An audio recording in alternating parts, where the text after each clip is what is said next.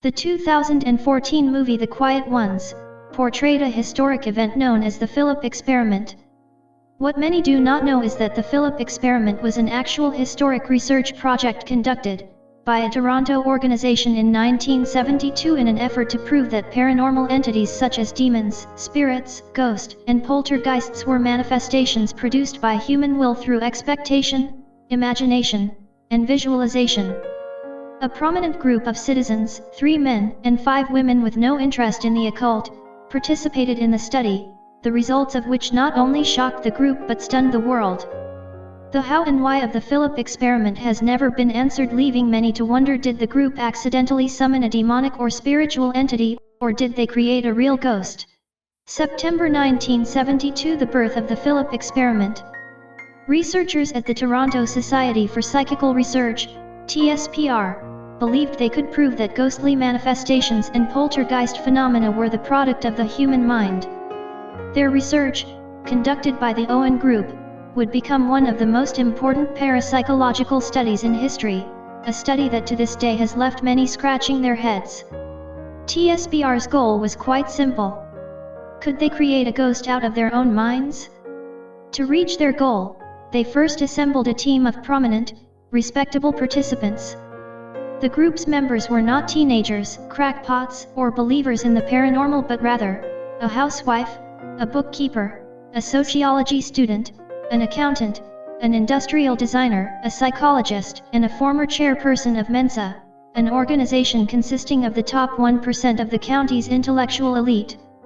The group was led by Dr. A.R.G. Owen, a member of the Department for Preventative Medicine and Biostatistics at the University of Toronto. Together they became known as the Owen Group. The Owen Group's objective: create a ghost. The objective of the Owen Group was to create a fictional character, whom they named Philip, and then, through a purposeful methodology, attempt to contact the fictional entity and receive readily apparent communications from it in return. To begin, they created a biography of their fictional character, Philip Aylesford, that described the tragic events that Philip had suffered. The biography that they created was based partly on fact but also included fictional elements inserted into the biography in an attempt to trip up the group. According to Owen, it was essential to their purpose that Philip be a totally fictitious character. Not merely a figment of the imagination, but clearly and obviously so, with a biography full of historical errors. The invented biographical data included contradictions, such as Philip being reincarnated several times, and historical inaccuracies, e.g. Diddington Hall really does exist but the description given in the biographical account is fake. Below, in part, is the biography that Owen Group member, Sue, penned for the Philip experiment. Philip was an aristocratic Englishman, living in the middle 1600s at the time of Oliver Cromwell. He had been a supporter of the king, and was a Catholic. He was married to a beautiful but cold and frigid wife, Dorothea, the daughter of a neighboring nobleman. One day when out riding on the boundaries of his estates, Philip came across a gypsy encampment and saw there a beautiful dark-eyed girl, raven-haired gypsy girl, Margot, and fell instantly in love with her. He brought her back secretly to live in the gatehouse, near the stables of Diddington Manor, his family home. For some time he kept his love nest secret, but eventually Dorothea, realizing he was keeping someone else there, found Margot, and accused her of witchcraft and stealing her husband. Philip was too scared of losing his reputation and his possessions to protest at the trial of Margot, and she was convicted of witchcraft and burned at the stake. Philip was subsequently stricken with remorse that he had not tried to defend Margot and used to pace the battlements of Diddington in despair. Finally, one morning his body was found at the bottom of the battlements, whence he had cast himself in a fit of agony and remorse. The group next petitioned a sketch of Philip, a physical caricature used to put a face on their fictional being. Work to contact Philip then began in earnest, the result of which provided the group with a bit more than they had expected. The sittings commence. A spirit introduces himself to the world. In September 1972, the Owen Group began formal weekly sittings in the Philip room, during which they sat together and discussed Philip and his life, meditated on his being, and attempted to create a collective hallucination of his spirit. During the early sessions, the group sought to create a common mental picture of Philip and his surroundings, focusing on his appearance, day-to-day activities, and his feelings towards his wife Dorothea and gypsy lover Margot. Although some members occasionally claimed to feel a presence at times, and others reported seeing vivid images of Philip in their mind, after several months, no communication, no manifestations, no phenomenon of any kind could be created through their attempts, that is, until they decided to turn off the lights. A change in tactic produces astonishing results. With no satisfactory result from their efforts, it was suggested, by British psychologist Kenneth J. Barkhelder, that the group change tactic, surmising that some group members harbored skepticism and hence, they should conduct their sessions in an atmosphere that was less academic and more conducive to the summoning of ghostly spirits. They began mimicking the procedures used in a traditional seance session. The lights were dimmed and the group gathered around a table, surrounded with objects from Philip's fictional time period. As popularized in traditional spiritualism seances, group members sat around the table, placing their fingers lightly on the surface, and called for Philip to appear. Shortly after the traditional seance settings began, suddenly, out of the blue, a loud rap echoed through the room. Members of the team noted later that the rap was distinctive, clear, and so violent that the table itself vibrated.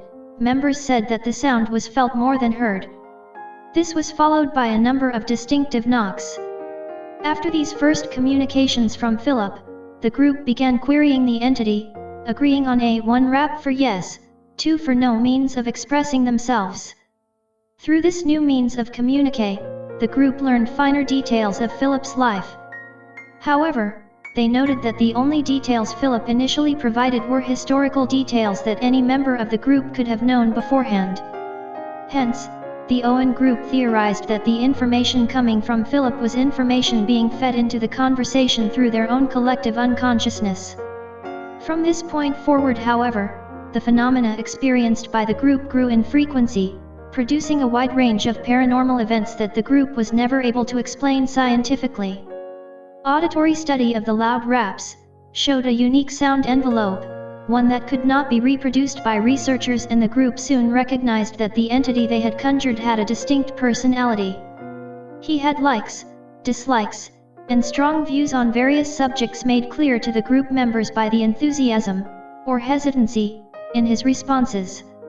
Loud knocks were received in response to mundane questions, but if the group asked Philip about his wife Dorothea, loud scratching noises would emanate from table or chairs instead. Soon after the verbal communications began, Philip began producing extraordinary visible physical manifestations. In response to questions, group members began to hear whispers in their ears. In one of the early sessions, the group was stunned when the table suddenly, and violently, jumped and slid across the floor despite the fact that the table rested on thick carpeting.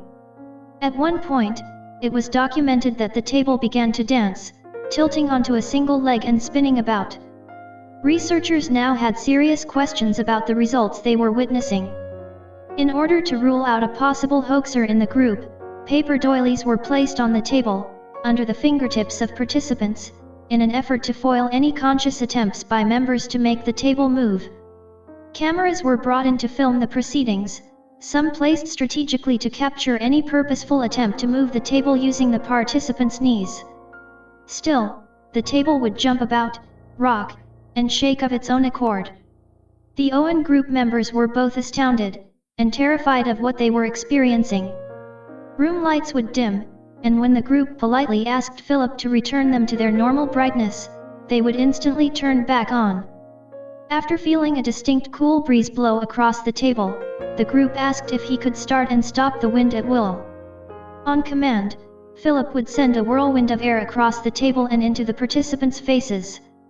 On one occasion, it was reported that a fine cloud of mist formed and hovered over the center of the table. Soon, the table began to move around the room, rushing across the room to greet latecomers, and on several occasions, pushing and trapping a team member into a corner of the room. Word spreads. The Philip experiment becomes a worldwide phenomena. Word of the experiment's extraordinary results spread and quickly captured the attention of the public. A 16mm movie was produced by the group in 1974, reportedly titled Philip, the Imaginary Ghost, which documented the experiment's conception, what actually happened, and showed the table's movements and loud, booming raps. Media outlets responded, and CBS television even sent a crew to film the events for a TV documentary, Man Alive. During the filming, before a live audience of more than 50 people, Philip produced booming raps on the table, turned lights throughout the room on and off, and in front of all witnesses present, levitated the table off the floor. The film crew, of course, was astounded, but nevertheless, the Owen Group could not produce a scientific explanation for what they were witnessing. As far as anyone could tell, a physical entity had been summoned, and nobody knew how nor why the manifestations took place. Several books were penned about the events witnessed during the Philip experiment. Iris Owen and Margaret Sparrows documented the events in their 1976 work, Conjuring Up Philip, and several other paranormal-related books of the day included the incident in their works. The 2014 movie The Quiet Ones was based upon the Philip experiment case. Some believe the group made contact, while others believe their experience was not with the other side but rather a form of psychokinetic phenomena, the ability to mentally affect the physical environment without any physical contact. Regardless, the Philip experiment produced results that continue to confound researchers to this day. Additional studies. The success of the Philip experiment prompted the group to launch additional studies.